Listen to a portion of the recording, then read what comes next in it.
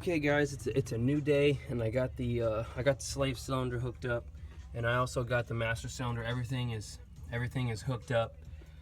So that leak that was coming out of the clutch fitting down there on the master cylinder, the leak was because of the seal, as you know, the little small rubber seal that would fit onto the fitting on the master cylinder. That was why it was leaking, and I wasn't getting any pressure to the slave cylinder down here. That's why it wasn't pushing on the clutch fork. You can see that right there. So I just got this hooked up temporarily. I'm just gonna hook everything back up, you know, put that little rubber boot on, or down here still. So I bled the system. The good thing is the clutch pedal doesn't fall straight to the floor now. At least it comes back. So here's what it looks like.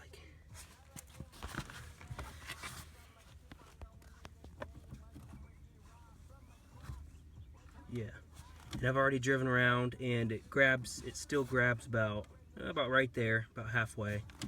The only thing I don't like about it, the difference between now and what it was before, was that this is pretty easy to push down. I'm not used to that. There might be air in the system still, I'm not sure. This is what I'll show you how I bled the system.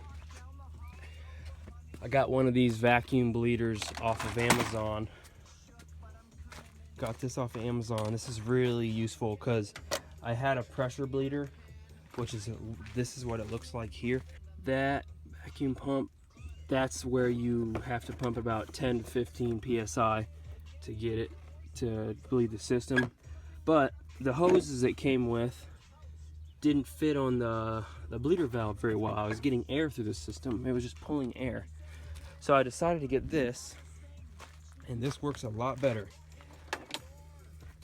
I'll leave a link in the description below of where I got it. It's about 30 bucks on Amazon. So basically, all you do is just hook up this end to your bleeder valve, and then you have to get one of these quick connects for your air compressor. You're going to need a good size air compressor to do this, though. It has to go up to about 120 psi because of that way it can suck the air out of here. That just screws in there, nice airtight seal. And then the other end, this just goes into your air compressor, the hose. And then all you do, once you get the air pressure up to about 100, 110, anywhere between 90 and 120 psi will work. Then you just hold this handle, and it just sucks the liquid right out of there. I mean, it sucks all the air. I think I still got a little bit in there still, since the pedal is still kind of squishy. But that worked a lot better than doing the one-man method, the two-man method. That saved me about 2 hours to do. So I think it's worth the money. Once you think you've got most of the air out of the system, just go down here, push on this clutch fork towards the driver's side. Just push on that. And I already did this, but you're gonna see, you might see bubbles come out. So I'm gonna push on it. So no bubbles, but you did see the liquid come up a little bit. That just pushes all the air bubbles out of the slave cylinder. Just makes sure all the air is out. And then it comes out on the reservoir.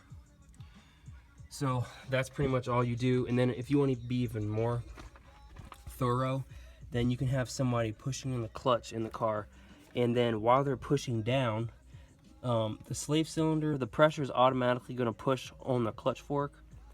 So while they are pushing down the clutch, you can hold this clutch fork towards the driver's side. Hold it down as hard as you can. So that way you just know that's not moving, and the air has no other way but to go up this clutch line through the system. That just helps to make sure you've got all the air out. And that's probably only for like Hondas and Nissans that have a really long clutch system that goes all the way around the car up the firewall here. Some of them are just, some of them are over here in this area. But for Hondas and Nissans, I know that the clutch line system is pretty long, so you have that much more room for air to get trapped. I'm just gonna see if I can get any more air blood out to make sure that clutch is stiff, a little bit stiffer, and then I'm gonna get everything hooked back up, and we'll go from there. Okay, I've got the vacuum bleeder hooked up. I got it hooked up to the slave cylinder, and I got the air compressor hooked up to it. Now, this is just a little piece of advice. If your clutch pedal is still falling to the floor, then I would just suggest you have it up. At this point, you'll probably have some recoil on it, but if you don't, then just make sure the pedal is all the way up. Make sure we have a good seal on the bleeder valve, and then open it up a little bit, just enough to get some flow, and then I'm just gonna pull this handle.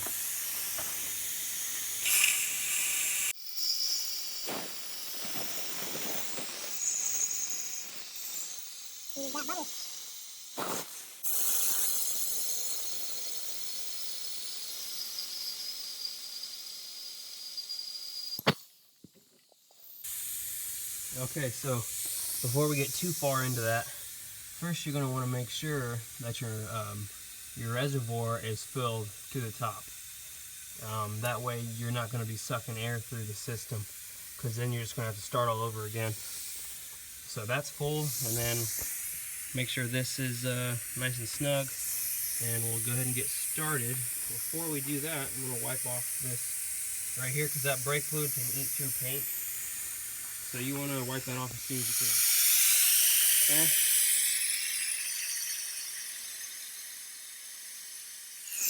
And then you just watch that reservoir drop.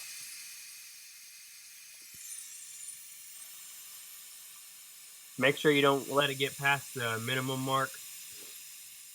So then we'll stop about right there. And fill it back up. And keep going.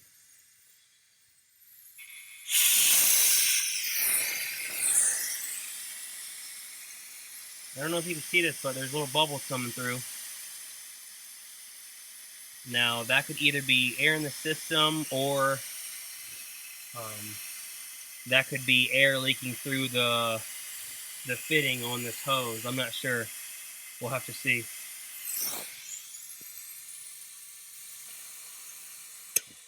Okay, keep filling this up. Yeah, this is gonna empty itself a lot quicker than versus like the two-man method or pressure pump. This just keeps sucking it right through.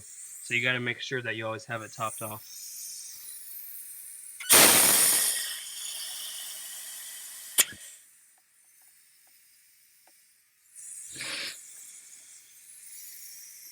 And then look over here.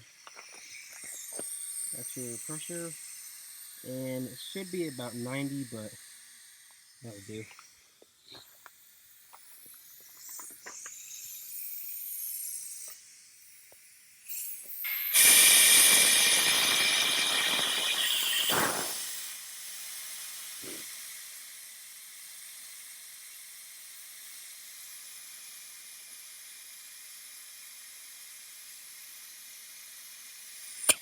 I'm going to go check the clutch pedal, see if it's stiffened up at all.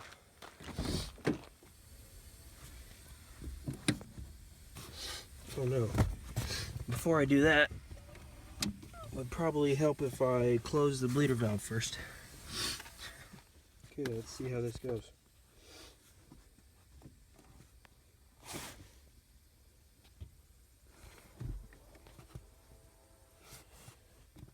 Oh, now it doesn't want to come back up all the way. So that means there's got to be air in the system still. So this is what I'm going to do.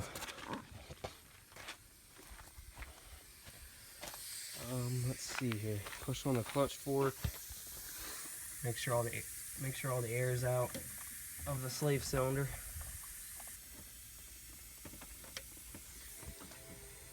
There's some bubbles.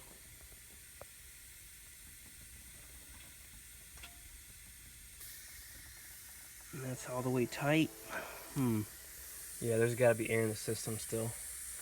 All right, let's put this cap back on. Make sure there's no pressure getting out.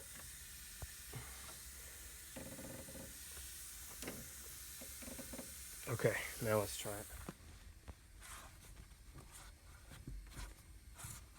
Yeah, still falling. Okay, well, there's got to be air in the system, so I'm going to bleed that out again, and we'll be back. Okay, I think I bled most of the air out of the system. Now whenever I push on the clutch, it's still kind of, that part is squishy still. I mean, there's really no resistance there, but at least when I push on it, it's got more resistance now, and it comes back all the way.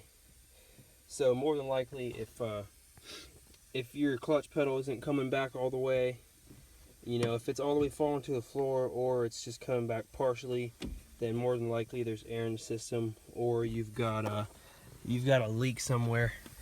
So that's usually what solves the problem. So now I'm pretty much content with that, and as long as the clutch engages, then I'm okay. So let's see. Actually, I'm going to start the car, and we'll see if it engages still.